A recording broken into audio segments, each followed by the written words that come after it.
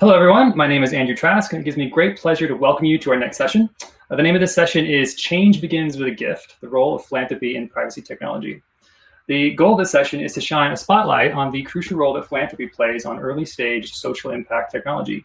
Throughout history, there have been times when moral and ethical standards we desire in society are too difficult or risky to achieve through traditional means, such as venture capital or enterprise R&D. And in these scenarios, philanthropies, social grants, and other forms of charitable financing play a crucial role in lowering the barrier to entry to new frontiers of innovation. They're able to do so by strategically investing in technologies which, even though there's no guarantee of immediate financial return, offer the potential for radical change with positive moral outcomes. And perhaps the best example in recent history is the important role of subsidies in philanthropy lowering the cost of renewable energy technologies. And in particular, this highlights the extreme leverage that tech philanthropy can offer when it can lower the initial barrier to entry to technology, which can eventually be handed over to more capitalist forces to run with for the long haul. Thus, it's philanthropy at its most efficient when it can push a technology to the tipping point of adoption, activating forces strong enough to change society for the better. And so today in this segment, we're going to ask the question, how can we reach this tipping point with privacy-enhancing technology? What are the dynamics at play, and how far are we from commercial viability? And is the role of philanthropies to maximize their impact by helping society reach this kind of tipping point? And to help answer this question, I have with me three incredible guests. The first is Sarah Owen, who describes herself as a human rights technologist.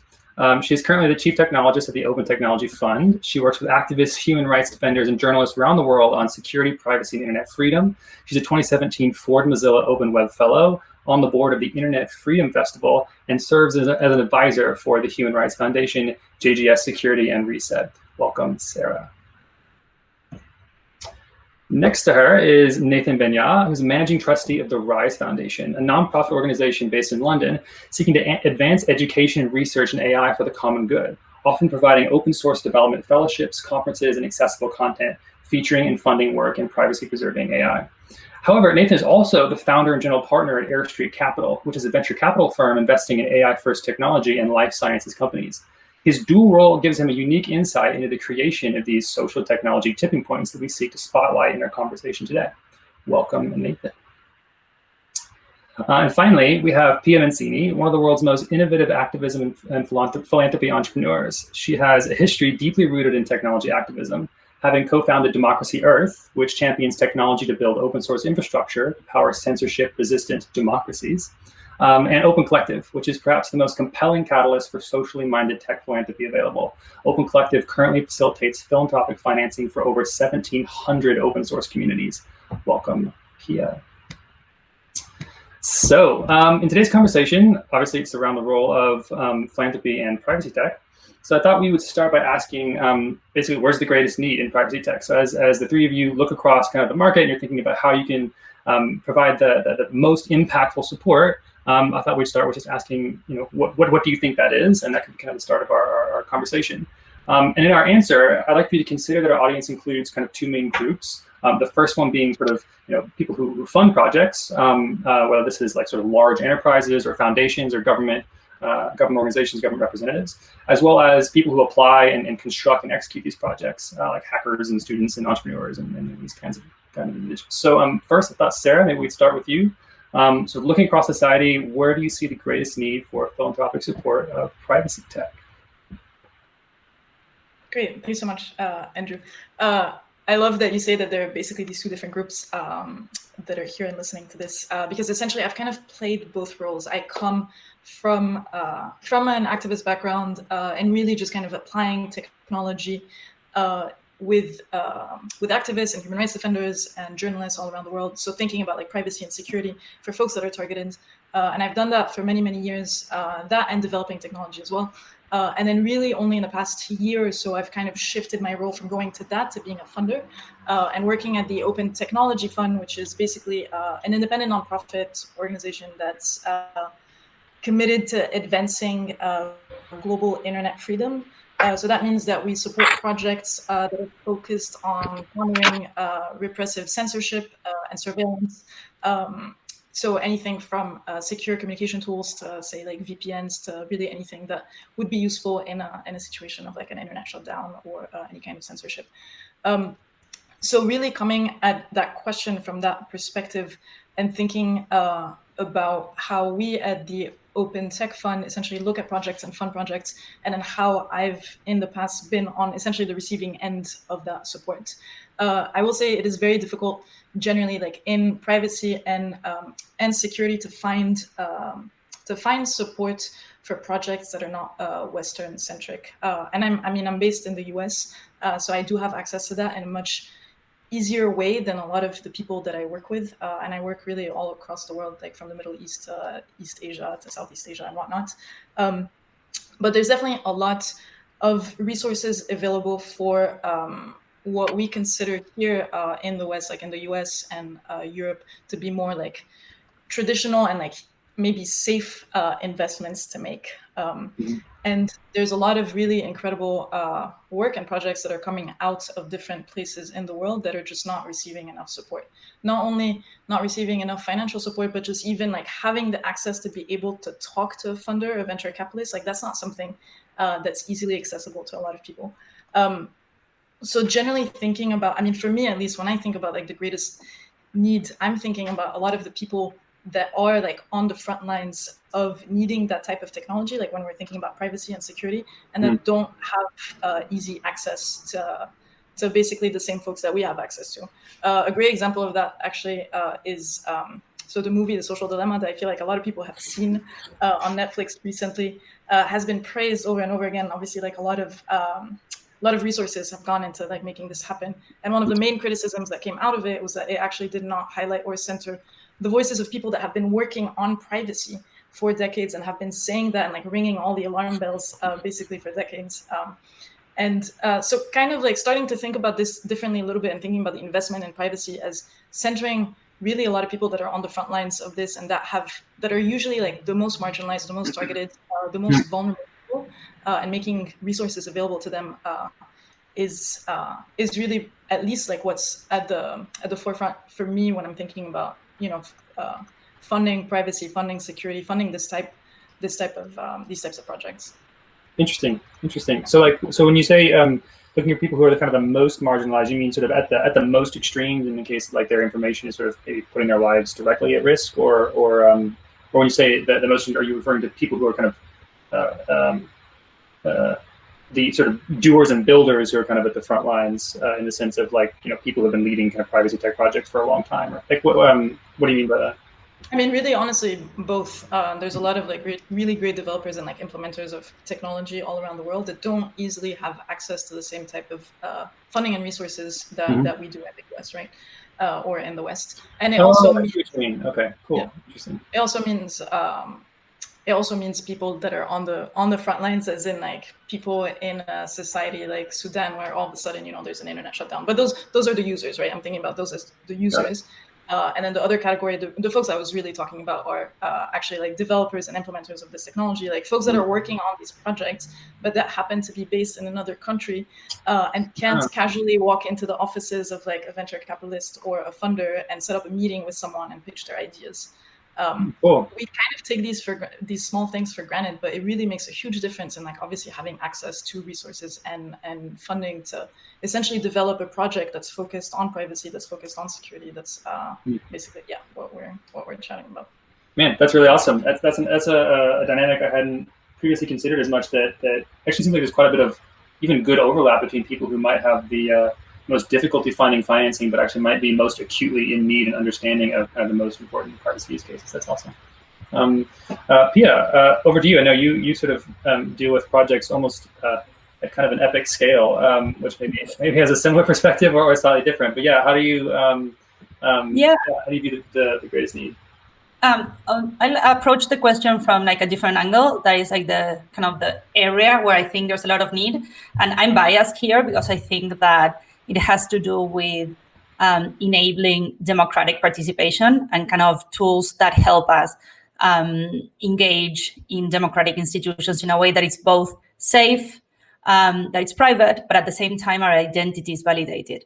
And a lot of that has to do also with what Sarah was saying, obviously, because the countries that might need the most kind of robust identity validation that is not provided by the state or by a state that is able to censor are also folks who obviously need these tools the most because their voices are not being heard, right? So I think I would pair this with what Sarah was mentioning, right? We need to not only move resources from the center to the fringes, but also in those fringes, one of the areas that I'm most interested in because of my career and what I've done, but and my activism, but it has to do like, how do we help those folks and everyone really, but participate in democratic institutions, have a voice that is validated, that whose identity is validated. We can know that we have the right to vote, to participate, but at the same time, our identity is also kind of, and our voices are protected. So it's a really tough problem to solve. So kind of validated, decentralized identity for governance, I think is one of the toughest problems out there today. I don't think there is yet a good solution. There's a lot of projects that are being experimented with, technology that is being developed. A lot of this is happening in the crypto space for several reasons, but how we move that over to like a larger demographic, I think is key. So that for me is like in the topics, one of the areas that I think there is the greatest need to support and also to innovate.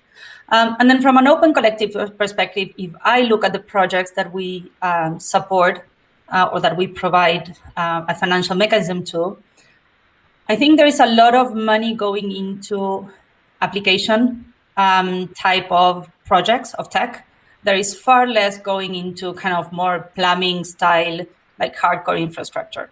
And what's an example of like hardcore infrastructure, like that you would say, as opposed to application? Well, in general, I think there is more kind of, there is less money going into like secure operating systems, for example, than it is maybe to like, you know, tracing apps today or things like that, right? So right. I know it's COVID and I think it's super important, don't get me wrong. But I think in general, especially VC funding tends to go to kind of the top level of the stack and not the lowest level of the stack. And I think that I see a very interesting kind of also space there for investment.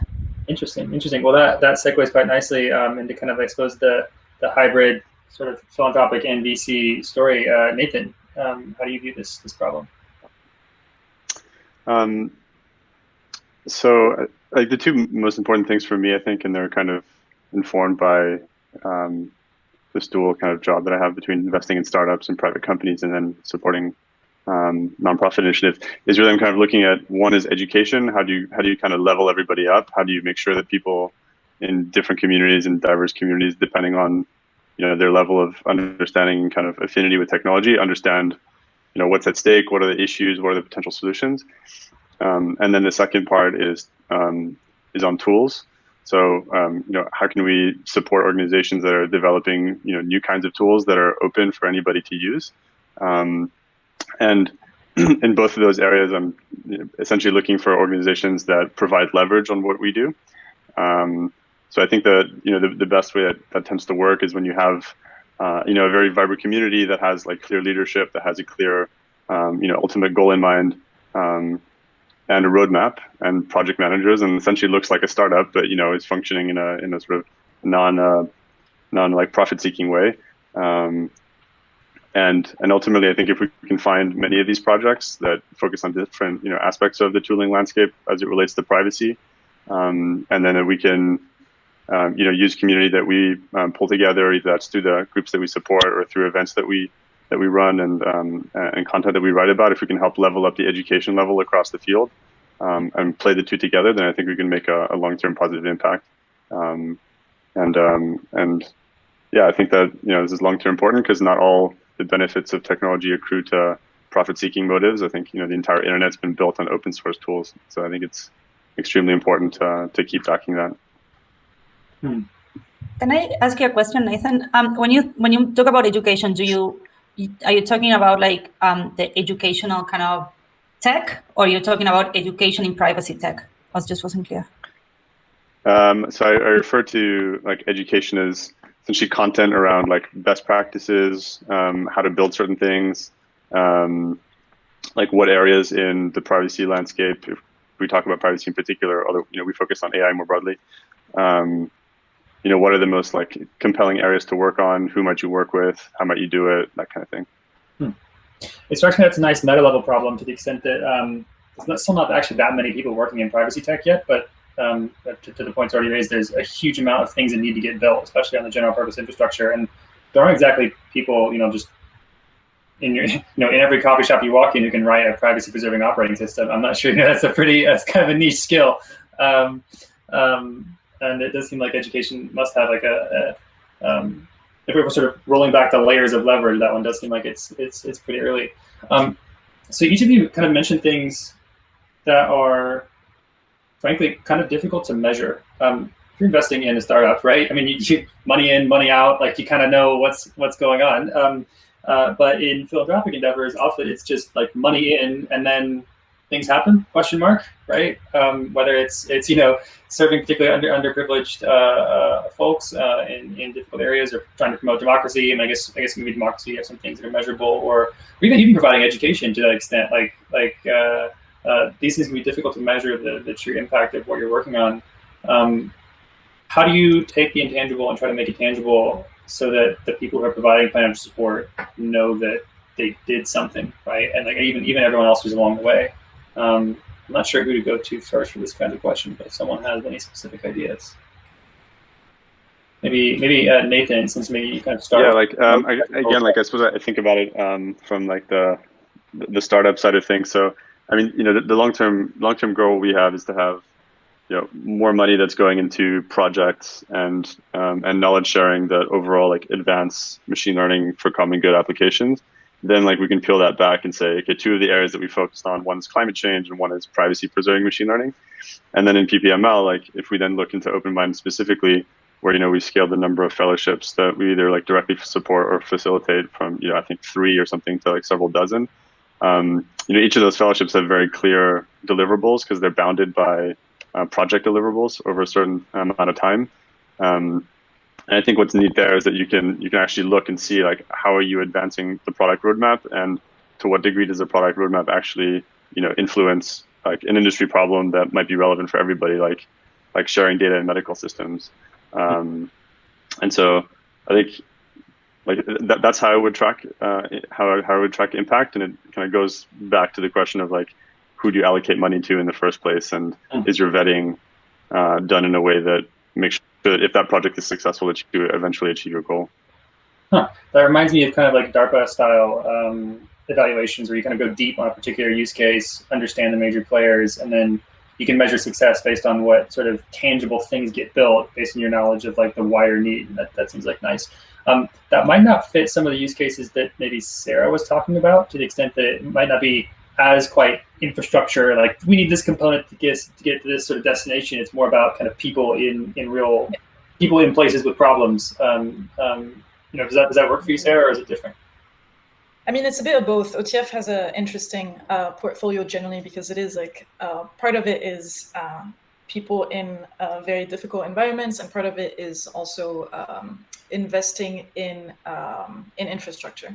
And things and projects that basically are not incredibly sexy and don't always get funding, but that are so important to keep everything working. It's basically just like the foundation of everything we work with. And OTF, interestingly enough, ends up being the first tech funder for a lot of these groups. Usually because success is hard to measure, and because our funding and our efforts kind of fall in these two categories. So when we are thinking about more like the human aspect of things, like we are thinking about, providing safe internet access in Hong Kong or in Iran or in Belarus now with everything that's happening. Looking for metrics there sometimes can be a little bit harder because we're looking for hard numbers. And so we try to shift our thinking towards a more like qualitative approach and looking also at long-term impacts. And we have to be comfortable with basically making a long-term investment, like as in working now and not necessarily expecting to see numbers immediately pop up like in the next quarter or in the next like 2-3 quarters or in the next year, but really thinking about like the impact that has on people's lives on the long term. And I don't know that we can measure the value of that necessarily, like the value of human rights and like digital rights in that sense. It becomes a lot harder because we have to shift essentially our thinking from like more traditional ways that we approach measuring success to more kind of like qualitative and like long-term investments. Like if you look at the projects that OTF has today, we have funded essentially technology that's used by about like 20 billion people worldwide. So as an example, and because we're talking about infrastructure technology, like we're funding a small project that ends up being an open source project, obviously, that ends up being used at Google, say, and Google is used by billions of people. So we think about it that way as well. OTF was one of the first funders of Signal, for example, and if you look at the Signal protocol today, it's integrated into WhatsApp, and WhatsApp is used by billions of people worldwide. It's getting integrated into Skype, and Skype is also used by billions of people worldwide. So it's maybe like that small investment that felt a little bit risky at the time, but that today, years later, we're seeing not only in this like one technological application, but in several other technologies that essentially like support the internet and like let us do the work that we're doing. Wow, how diversified do you have to be? Like when you say small bets super early on, being the first funder, these kinds of things. Like I mean, is this like a numbers game? Maybe more like the kind of things that PIA catalyzes, or like how much? Basically, how risky is it when you actually do pick one? Is it like one of a very diverse portfolio, or are you kind of going deep on each individual one? We do have a pretty wide portfolio, mostly because we also have we offer small grants. Like we offer grants anywhere from $1,000 to maybe like up to $1 million or $2 million. So some folks come to us and they just need like $25,000 to make something happen, and that's usually quite hard to pitch to like more traditional like VC funders or really like philanthropic funders like Ford or OSF or any of those. Usually won't focus on like small grants, but we'll be looking at like much larger projects. And sometimes we have folks that really come to us with like a team of 2-3 people and just need to kick something off the ground because they had like a crazy idea to make something better, and they just need someone to take a chance on them. Cool. So that really allows us to basically be like super flexible and nimble in how we think about like investment and risk.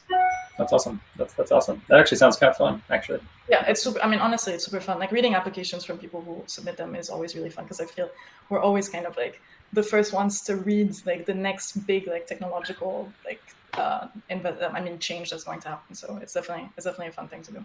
That's awesome. That's really cool. Pia, over to you. And actually, I would like to hear particularly from you since you both facilitate direct funding, but also kind of this almost overseeing of lots of people going through this exchange of donating and then wondering, what happened and how well did it go and these kinds of things. Like, so how do you do it yourself and how do you advise others to do so? So we measure kind of our goal is to facilitate money moving from corporations, companies, and funders to groups and communities that they wouldn't have been able to give that money if we weren't in the middle, right? We see ourselves as infrastructure. We see ourselves as, the roads that facilitate this moving of money. So for us, really, we measure impact in how many communities, how much money we were able to move from the center over to the fringes, from Google over to open source projects, from, Ford to research grants. I don't know, like that. For us, that's the play. And it's because I agree with, again, with what Sarah was saying, that funding the fringes is really difficult. And from all perspectives, like it's really hard, it's almost impossible for, I don't know, a Google, an Apple, whatever, to take out $25,000 for a small project outside of the US run by 2 people who don't even have a legal entity. Like it's not going to happen, right? And so we facilitate that. So for them, like for us to distribute $25,000 or 20 or 10 or 100, it's the same amount of work, right? So we build that interface. An open collective for me, it was always like a place for ideas to come to life. Ideas that wouldn't have existed because of lack of infrastructure, right? Or wouldn't have been able to hatch because of lack of this infrastructure, financial infrastructure that allows for this to happen. And then because we wanted to do scale, like our play was scale, we wanted to be able to support as many communities as possible in as many countries as possible and move money like as much as possible. Then we couldn't have obviously laser focus on deliverables or on impact because it's impossible, right? Because we host in the open source collective only over 2,000 projects. Like, it's impossible to know what they're doing. Like, there is no AI able to tell us like what's going on in 2,000 projects all over the world. And so our answer to that was, okay, let's make this super open, transparent for anyone to have like accountability, right? For the funders to know what the money is being spent on by facilitating that transparency of, all right, from the budget that this open source project has, 20%, 25, 50, 80 was going to engineering, this much money was going to traveling, like, so making that available without any reporting, so by default, was our answer to, okay, we need accountability, but we're not able to provide it ourselves because of the scale that we have, right? Mm-hmm. Interesting. So, yeah, that makes a lot of sense, and you guys do a great job doing that. It strikes me that we've actually touched several times today on kind of important meta problems, which I didn't really expect, like education being a meta problem, or just facilitating financial flows being a meta problem. I'm a little bit curious, and I didn't prep you on this particular question, but like, do you see any other meta problems that haven't yet been addressed? I mean, I personally think that, like, obviously education and making financial flows happen is a pretty big one. But to the extent that there's still a relatively small number of people participating, especially in privacy technology, it strikes me there's probably some other structural reasons why that might be the case. I don't know, any thoughts or comments on that, in terms of like what other sort of blockers there might be from kind of more general societal adoption of kind of privacy enhancing technologies, or even just working on the infrastructure themselves? Maybe Sarah? Yeah, I think, the first thing that came to mind, I had brought up earlier when I was talking about the social dilemma, is the idea of like who an expert is and which voices we value in this conversation, and who actually gets to have space in this conversation. I mean, you say there's not a lot of people that are in this. It's true, there aren't a lot of people, but there's also a lot of people that are being actively, maybe not actively, but that are kind of on the fringes of this conversation and don't have access to this like small circle of experts. So the idea of like what we consider an expert to be, who is considered an expert, who also has access to resources to experiment and take chances, who doesn't. I think a lot of it has to do with like, I think we need to be thinking about power dynamics and privilege in this conversation. And there's still a lot of people that are actively like not involved in this conversation that should be involved in this conversation. I also think that we are still underestimating how complicated it is to move money from the center, not only to the fringes in terms of like supporting privacy researchers in the US, but to the fringes in the terms of like, how do we move money from the US to Iran activists? Like, it's a really, really difficult problem. I don't think it's not only kind of it's a structural problem, especially because the money is concentrated in places, in hands, that it's difficult for them to get it out of the US, for example, or Europe, right? You and me, Andrew, were on a call with someone who asked me what nationalities the board of the foundation had before they could even think about giving us a grant, right? And so a lot of the funding is concentrated in those hands, and it's difficult for that to move. And it's not because they're mean, it's just they are under the same kind of constraints that we are. So I think it's like we still underestimate how difficult it is to move money financially, and also to move money like in terms of like the compliance and the ability that we have of making those payments in the first place. It strikes me that I'm about to say the B word, but is it blockchain supposed to have solved this for all of us? Maybe not. Yeah, maybe not. Again, no. I'm trying, for example. So our legacy institutions are like clunky, old, boring operating system that we have in the world forces us into silos, right? So even if I wanted to have, like, say, send money using blockchain, I have, and it's dry, boring stuff, but it's the reality. It's really one of the major constraints. I have a foundation in the US. I can't have an account in a blockchain, whatever, in any exchange, in any crypto exchange with my 501c3. Like, it's not going to happen. So even if I wanted to then like crypto, it's still a hard problem to solve. So it's like a tax law. Out of interest, like how many countries are you trying to wire to that you cannot? like what proportion of potential recipients would you want to wire to, but that you're not able to because there's no service that'll do it for you? I mean, so there's a couple of problems. There's an infrastructure problem in like payment processors. So for example, I try to wire money to Bangladesh, or I try to wire money to Azerbaijan, or to Iran. It's a whole different ballgame, obviously, right? But it's a really difficult, like there's no payment processors. It's really difficult. There's no, I can't do it, right? So so that's one part of the problem. And then the other part of the problem is like countries that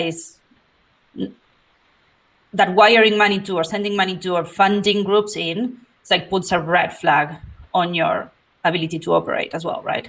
That's both things. I mean, plus one to everything Pia just said, we deal with this all the time because we're funding people like all around the world. OTF funding is not focused on the US at all or on the West. It's focused basically on like what is called like, people in repressive societies. But we deal with this problem all the time. I mean, most recently I was trying to work out a solution for Lebanon, and I had a whole other problem with Lebanon, which is like that the banking system is completely down, and there's a huge economic crisis, and banks are not releasing funds. Yeah. So if we're supporting folks building technology and working on privacy in Lebanon, it's essentially impossible to send them funds because they can't access them anyways. So really, we're always thinking. I mean, like Pia said, we're always thinking creatively about like all these problems and trying to find solutions for them. But there is a real issue there for sure. Interesting. So we're getting close to the end. I do have one final question, which I think is maybe the most tactical question that I get quite often when talking to people who are interested in putting together projects or funding projects, and it's should I incorporate a startup, or should I go and try to be a nonprofit? Right, and like, how do I think about, given that my mission is social either way, right? Like my ultimate aim is to create change in the world. Like, when is it most appropriate to go talk to someone who can who's might be able to oriented towards like sort of renewable income and like a profit mechanism, right? But is also going to expect that to happen, versus something that wouldn't necessarily beholden me to certain deliverables, but it might run out. They might decide not to fill it again. You're kind of beholden to one individual actor. Like how, speaking specifically to people who are interested in sort of putting projects together, how would you speak to these kind of individuals? Maybe Nathan, you can go first, and then Pia and Sarah. I think in my experience doing both, it seems like the kind of sticking point is when you want to sign contracts with companies to provide them services where the services are exchanged for cash, and you can use the cash just to fund your open source. If you don't have a legally incorporated entity, a lot of those companies seem to be like they're just a bit confused with how they work with you. At least in the UK, you can set up a regular company and just have it be nonprofit. So there's no issues with that. I think the only issue is just finding backers who are willing to buy shares in your business without an expectation to reach some kind of like large reward on potential sale of the business. So I think that's like the sticking point. But I think I really get the feeling that it helps to have a legal structure because then you're like a known quantity that like the rest of the world understands how they can interface with you, versus being kind of an ephemeral thing on the internet that's not like incorporated anywhere.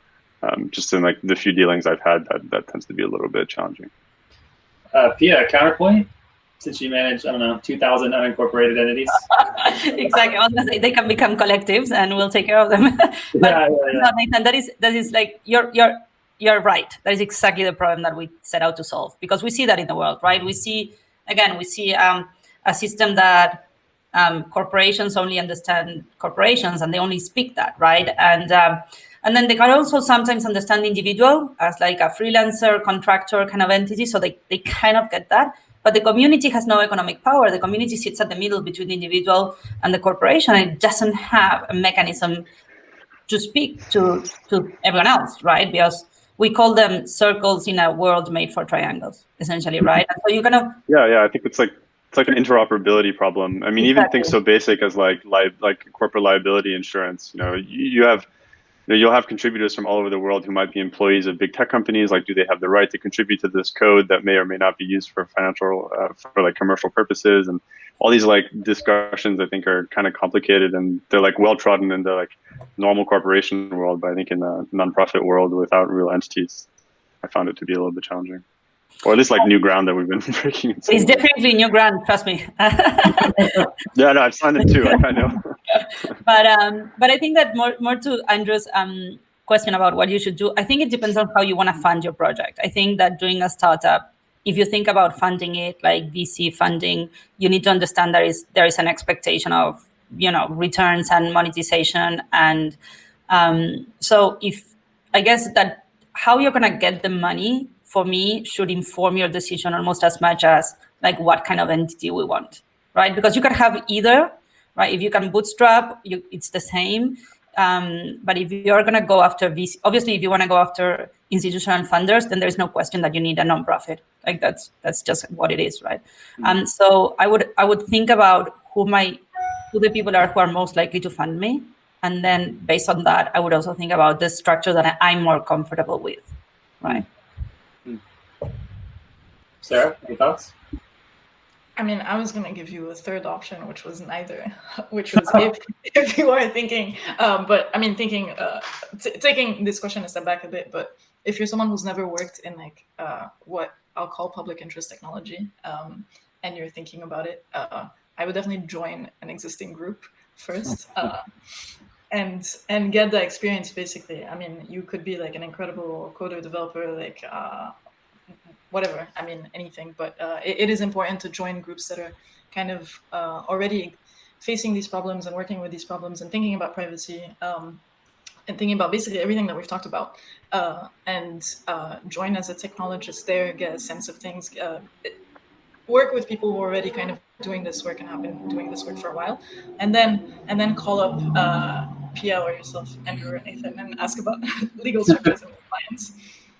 Awesome. Yeah, so actually maybe we should finish with that. So, I mean, obviously I'm a huge fan of saying everyone should join OpenMined, but there's lots of projects out there. Do you guys have any kind of maybe final projects you'd like to give a shout out to, as far as like great things for people to join if they're looking to get involved, or places they can get started? Honestly, my shout out is to the Open Collective, because they're really awesome, and I've really enjoyed working with Pia and the team there, and they really do incredible work, and it's really kind of an example that we should look at and think about when we're thinking about like open source projects and privacy, and this type of basically just breaking traditional modes of like funding, basically.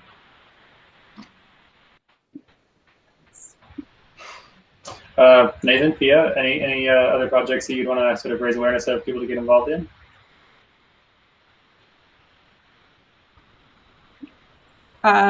So I don't know, I'm biased, so because I can't really pick one because they're not involved in it. But yes, support anything that obviously OTF and the Internet Freedom Festival is working with. I think that is obviously they're at the forefront of this, and yeah, OpenMined. You have. Andrew, you have a lot of work going on. Yeah, we have way more work than we know what to do. Then you have hands, so yeah, don't be humble and ask for help. Yeah. Nathan, I know you've also been doing some cool stuff in the green tech and energy space and other areas as well. Any recommendations? Yeah, another project we support is Open Climate Fix, which is London-based and has some really cool aspirations to try and bring and kind of muster all the strength of the technology ecosystem that doesn't necessarily know what the best way is to contribute on problems of climate change, and try and corral that in a productive direction. So I think that's a really cool org. Obviously big fan of OpenMined since the start, and I love to support more projects. So if anybody has some cool ideas, like, very happy to hear about it. Awesome. Well, thank you all so much for your time. Really appreciate it.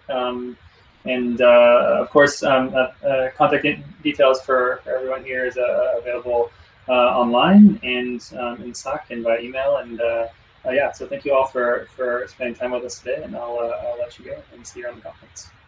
And thank you for organizing this, Andrew. Thanks. Yeah. Thank you. Bye.